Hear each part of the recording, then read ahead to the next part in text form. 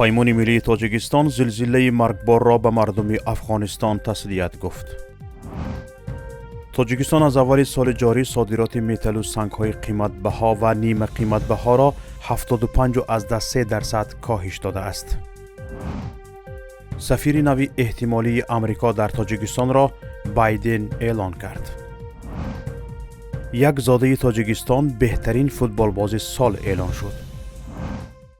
پیمان ملی تاجیکستان مردم افغانستان را به مصیبت مرگبار زمین لرزه که جان بیش از 1,500 نفر را گرفت تسلیت گفت. در بیانیه گفته شده است که پیمان ملی تاجیکستان از حادثه دلخراش و مرگبار زلزله در ولایت‌های پکتیا و خوستی افغانستان که به جان باختن و زخمی شدن عددی بسیاری از شهروندان منجر شد سخت اندوهگین می باشد.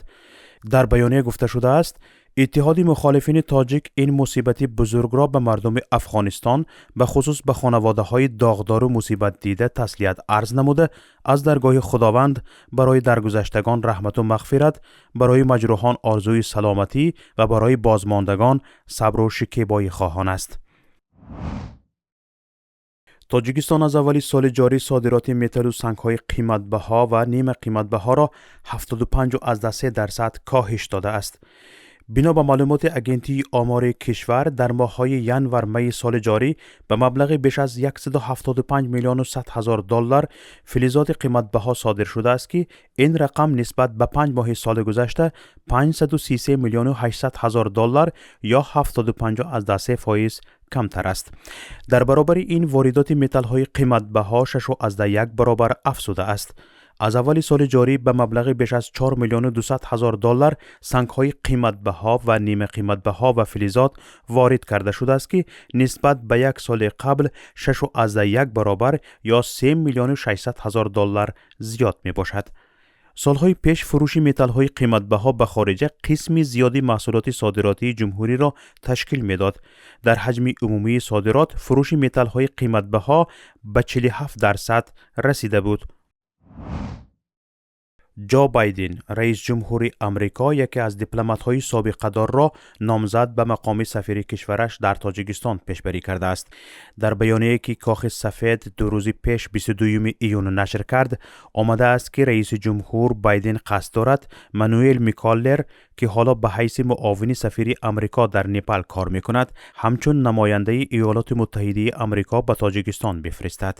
مانوئل میکالر در گذشته در سفارت‌های آمریکا در مغولستان، مراکش و همچنین تاجیکستان کار کرده است و یک از مقام‌های بلند در وزارت امور خارجه آمریکا را هم داشته است.